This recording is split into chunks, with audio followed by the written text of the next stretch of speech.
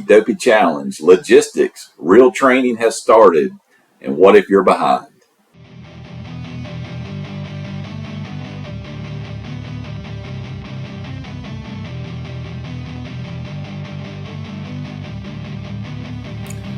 There's a bunch of things in that title, Kevin. A lot of things. Hey, Jed, we are back.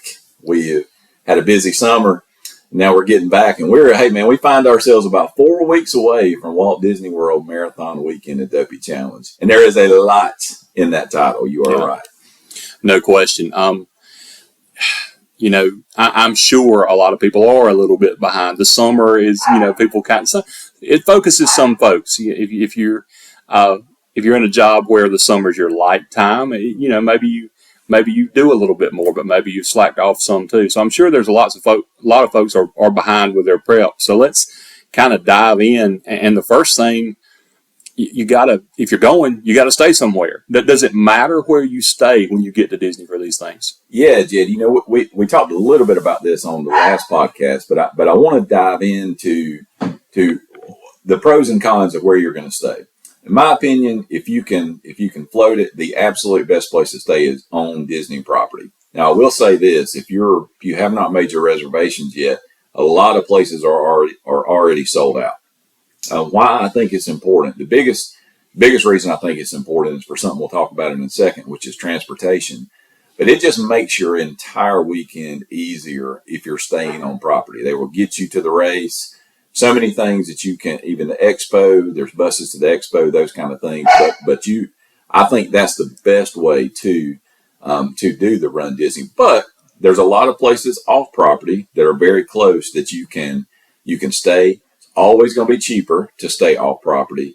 I would just encourage you, if you're going to do that, if you're going to stay off property, go ahead and no matter where you're going to stay, you need to go ahead and get these reservations made. And then as you and we'll do a podcast later in the thing. And what we're promising you now is about every 2 weeks, we're going to do about a 30-minute podcast about Dopey and Walt Disney World Marathon Weekend to keep you going. We'll do one dealing specifically with how do you interact on race day. But I will say this is they close off a lot of roads and different things. And so if you're going to be driving in, you just need to leave a little bit more time, and you need to practice that beforehand. The key point, though, here is get your reservations made if you have not already. If you have not gotten your reservations made, you're behind the 8 ball. You need to go ahead and get those things done immediately. I'm not a runner, as anybody who knows me knows, but I am a little bit of a Disney freak. So I would add to that, you said if you could swing and stay on property. I'll say if you can swing it, stay at a boardwalk area resort, an Epcot resort, maybe the Contemporary, maybe Bay Lake Tower, maybe the Polynesian if you can, because you're literally steps away from Magic Kingdom or from Epcot and from part of the route. Those are the easiest places I would think to be. Yeah, they are. When you stay on one of the monorail loops, which would be Polynesian, Grand Floridian, Contemporary, they take the monorail runs race morning, so you're able to take the monorail to the race site, which is convenient. I will say this about the Epcot resorts. The Epcot resorts are on the back side of Epcot. A lot of people will stay there thinking, hey, I'm staying Boardwalk, Beach Club, Swan, Dolphin, and I'm just going to walk to the rest. You can't do that. You got to go all the way through and it's not open. Yeah, the park is closed, so you still have to ride the bus. But what you are able to do is after the race, especially on half marathon or full marathon morning when the parks are already open, if you have a park admission, you can walk back through the park and get there. What is advantageous about the monorail loop or the boardwalk, Beach Club, Swan, Dolphin, those is if you have people that are there with you that are wanting to watch the race, they can just walk outside and you literally run right by the Contemporary, you run right by the Grand Floridian, there the Polynesian parking lot, and in the Magic Kingdom. So that's a great place for spectators to be. But also over on the boardwalk, you run around the boardwalk, and not just on marathon weekend.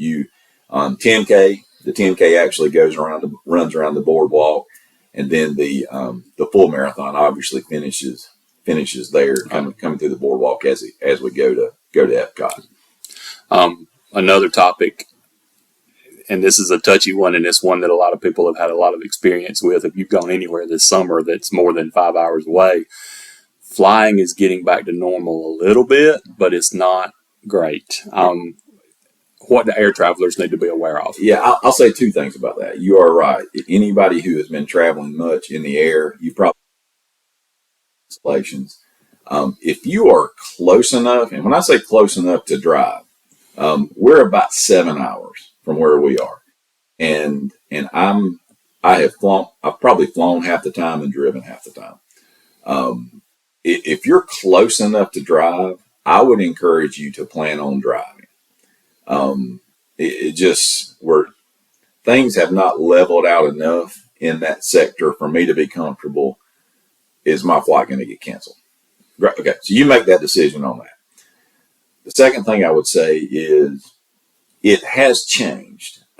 Since a lot of people have been to Disney, a lot of people, even for those of us that are perfect Dopey, meaning we've done all the Dopey challenges, some people have missed, maybe did the virtual, it was a virtual. A lot of people have not been back down to Orlando since they got rid of the Magical Express. Right. And the Magical Express, for those of you that don't know or do know, Magical Express was a bus system that Disney operated, where basically you could make reservations. It was a free service.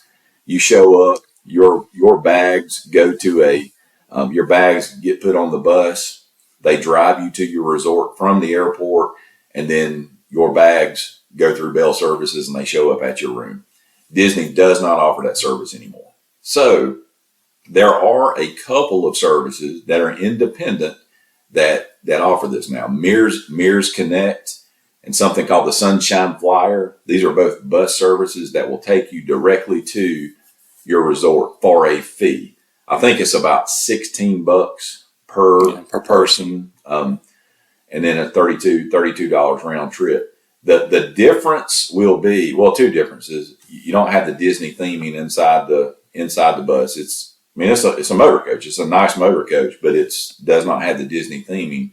The biggest difference is they do not handle luggage.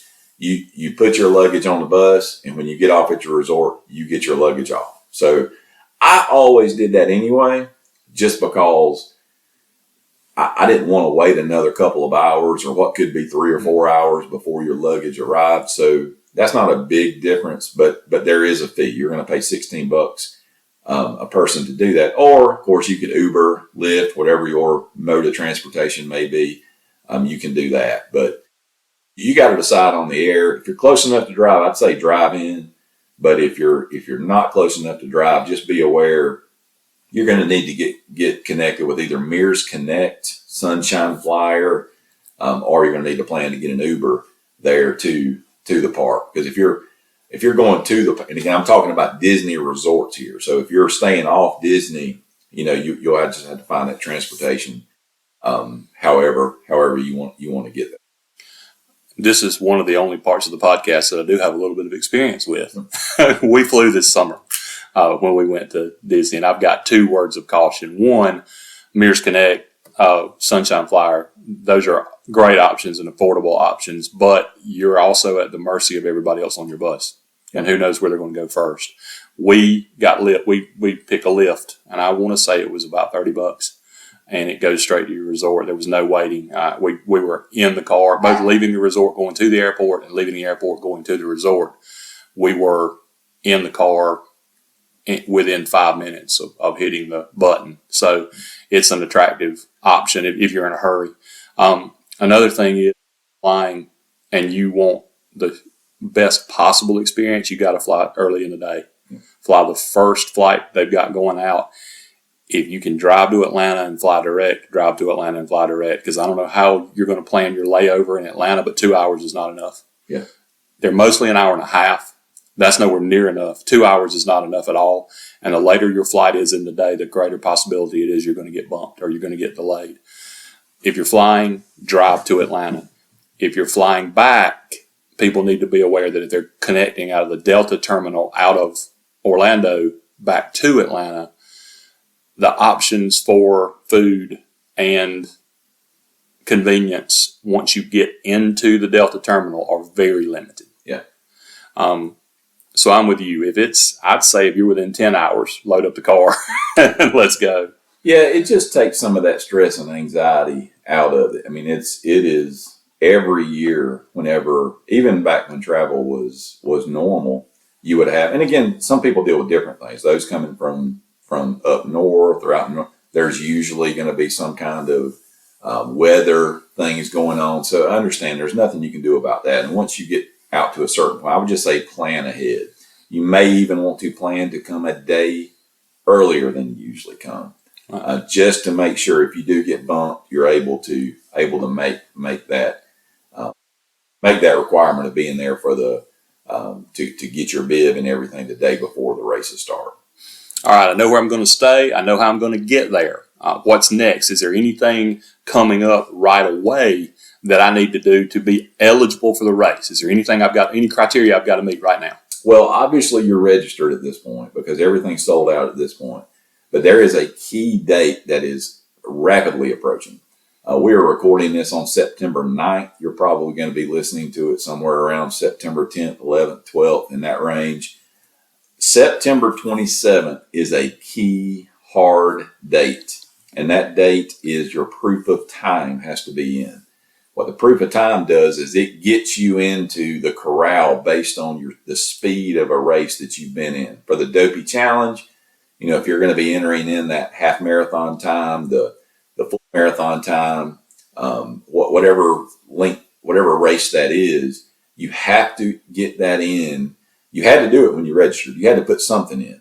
But if you have a new proof of time a better proof of time, you go ahead and go back into your Run Disney account and update your proof of time. It has to be done by September 27th, or whatever you put in at registration. And for some people, as they go in and register, they just put in a false proof of time just because it makes you put one in with the intentions of putting another one in. If they can't verify your proof of time, you'll be in the last corral. And if you're trying to run for a time or trying to not be held up by just a tremendous amount of walkers and you're trying to run, you need to get that proof of time in. The good thing is with COVID and everything that's gone on, you can go all the way back to January 1st of 2019. So any race you've done from January 1st, 2019, all the way up to 2000 to the day of putting in your proof of time is eligible. So that needs to be done. Can't tell you how many people they will come on to the Facebook pages and the other things and say, hey, I just got another proof of time. Can I put it in? And it's like, well, it's October. You can't put it in anymore. And from what I understand, that is hard and fast this year. Right. That we are kind of back to normal, where there's not going to be a whole lot of grace given by Run Disney on these things that they put out there. It's very clear on the website. No reason you should not. There's really no excuse for not having it in. So September 27th is the hardest date and the most pressing thing you have coming right now, getting your proof of time in. Another date that's going to be important coming up, and I know we're going to do a different podcast about this and have Bonnie on and really break down the specifics. But 60 days out is when you've got to have you just about have to have your dining reservations and stuff in. Any broad thoughts on tickets? Are you going to the park? How many parks are you going to? Are you going to hop? And where are you going to eat? Yeah, I mean, that is, and again, we will discuss that because it is 60 days is the magic number. 60 days is the magic number where you make park reservations, where you make dining reservations. And again, we're going to cover this in a separate podcast that's specifically just talking about should you do the parks, touring strategies, those different things. But I will say this, if you have not been, actually if you listen to the podcast for any length of time, you know that my family Disney forever. And we love Disney.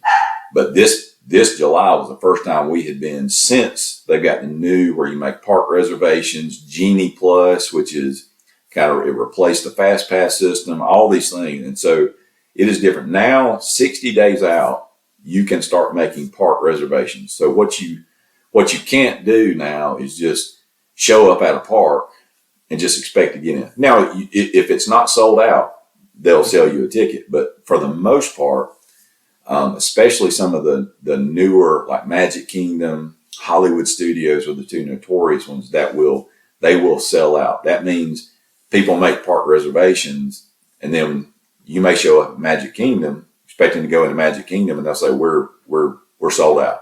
Right. There's no admission into the Magic Kingdom. So 60 days out, you can start making those park reservations. Have to have a theme park ticket purchased at that time to be able to make the park reservation. So you need to be thinking now whether or not you are going to attend the parks. And again, 60 days out, you're backing up to like the beginning of November. So we've still got a little bit of time on that. We will cover that in detail in a podcast that will hit in October. That will give you plenty of time to think about your touring strategies and whether or not you're going to be there. Dining, same thing. We'll cover that. We will cover some of the key restaurants. I hesitate to do so because there's a couple of them that I definitely eat at, and I don't want y'all. But I want you to know about it. I'll make my reservations a day before the podcast hits. How about that? But there are some restaurants that you absolutely need to be 60 days out making those reservations to be able to do it. Well, and it's a process too. It's 6 a.m, 60 days out. Yeah. The quicker you can find where you say, I think now, and it's changed a little bit. I think as soon as you decide where you're staying, as soon as you have, I think you can make park reservations as soon as you buy your tickets. Yes. I think. But you can't make those dining reservations until 60 days out. You just can't. Yep. I stayed on the phone for 4 hours one morning trying to get a couple that we ended up not getting. Well, they weren't offering, but that's neither here nor there. We ended up not getting them. It's a slog to get up and do it, but if you want to go the places you want to go, you're going to have to do that. Yeah. All right. I know where I'm staying. I know how I'm getting there. I've got a vague idea on tickets and what I want to do there. I've got my time in, but I have been on the couch all summer. I've been at the lake. I've been at the beach. I have not put one foot in front of the other. What am I going to do? Yeah, for some perspective, and there's going to be there's two general broad groups of people right now that are signed up with the Dopey. Okay, if you go back to registration, and you go to some of the Dopey Challenge Facebook pages, I'm a part of all those. Tons of excitement. Everybody posting pictures. Hey, I'm ready to do this. We're going to kill it. All these things. As you kind of go through the summer, and now we're 4 months out, that kind of wanes a little bit. Mm-hmm. And you have some people, this broad general group, that's just staying consistent in the training. And they're getting their training in, maybe missing a workout every now and then, but they're getting it in. Then you got this group of people over here, and it's probably half the people, honestly, at least half the people, I would say, that are behind. Let me just kind of tell you where you should be, right? Generally where you should be. You should be, if you're following the Galloway plan, your long walk run right now is going to be in that 13 to 15 mile range. You're going to be depending on when you started your training, but based on the plan and how far we are out for the race, you should be at that 13 to 15 mile range. Okay, so let's say you're not there. All right, if you're not at that point, then what do you do? Here's what I would say to you. A couple of things. Number one, 4 months out you still have an opportunity to get yourself in a position to have a good weekend. Now, not as well if you would have started in July. Let's just call it what it is. You can never go back and pick up the training that you missed. Those days are gone. I mean, there's nothing you can do about them. So let's not cry over that spilt milk. But, Jed, you said something in a podcast, a couple of months ago. Don't let it beat you twice. Yep. So if you're kind of down on yourself right now and you're like, man, I was fired up and here I am. What you need to do is you need to look at today. All right, what do I need to do today? And first thing I would say would be don't do anything stupid. So if you're supposed to be at 13 to 15 miles and you're on the couch, you have not done anything for, maybe you've gone out and you run 3 miles a couple of times in the last 2 months. You don't need to go out and do 13, 15 miles. What I would tell you to do is go back to the beginning of the Galloway plan, especially if you're a beginner. And I'm talking to beginning runners here, people that are not experienced runners. Look, there's a big difference in being a very experienced runner, taking a couple of months off and coming back, and then being somebody that's, hey, I wanted to do the Dopey, and this is going to be my first marathon, which for a lot of people it is their first marathon.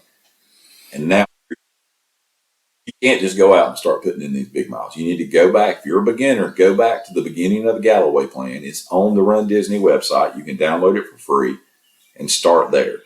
What I'll tell you to do, if you'll do that, and again, I'm going to cover, if you were behind, I'm going to cover a little bit of this in every podcast that we have every 2 weeks to help you get caught back up. There are some weeks that you will be able to skip, and you will be able to get yourself somewhat caught up, and you'll be able to get to a place where you'll be ready for the weekend. We're 4 months out. When I talk to you in another month, you're going to be further down. So if you don't do what I'm telling you to do now, another month down the road, you're kind of going to get to a point where it's like, okay, let's just, what do we do so we don't get injured? And that's where you don't want to be. So start back at the beginning. A workout. Remember, a workout. Each workout it's not just a moment in time. Each workout is a part of a bigger picture that's playing out. So what I mean by that is, you start now. You go back to the beginning of the Dopey. The beginning of the Galloway channel, the Galloway training program, and then you just start consistently putting those miles in, consistently doing the workouts. And then what that does is it builds your endurance. It builds physiologically with your knees and your ankles, your hips, and everything. They have to get used to being. You just have to get used to being on your feet. It's a beating that you take, and so that's what you need to do. And you don't want to look back in the rearview mirror and beat yourself up. You start now. You still have time. You're 4 months out, but you have got to get yourself up and go do these things. Do not miss a workout unless you're sick or there's an emergency. Don't miss a workout. Get up in the mornings and do it. Set your alarm, get out and make these things happen. It is crucial. And so you can't go back, erase things that you missed, but you can take today and start hammering it out. Go back to the beginning, start doing that. If you're a more advanced runner and you've kind of gotten off the wagon, what you can do is you can look at if you're doing the Galloway plan, you can look at the Galloway plan and kind of see, okay, here's where my long run should be at this point. You can tailor your own plan for that. Galloway plan is great for beginners. I kind of train, I do a different plan, but I've been doing it for a good bit longer. So just figure that out on your own, and that's, you got to take it day by day and attack the day you're in, and you'll be fine. We're 4 months out. Pretty soon we're going to be 3 months out. Then we're 2 months out. And let me just warn you on something.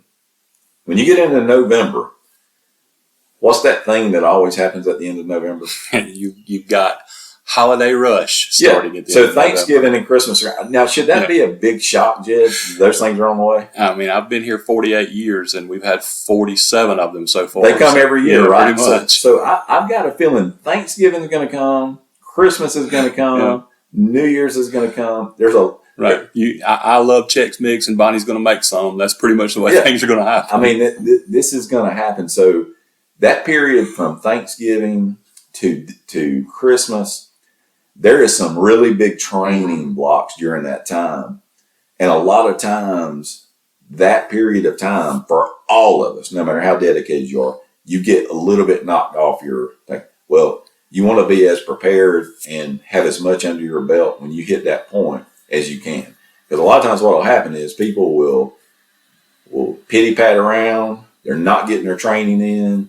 They look up and it's Thanksgiving and they're like, oh man, it's 7 weeks from now, I'm doing this crazy thing that was a great idea to sign up for back in May, and here I am. Well, I haven't done anything to this point, so I'm just going to pig out for 6 straight weeks, and then come New Year's, I'm turning over a new leaf, and it's like 5 days later you're running this race, and that is that's not what you want to do.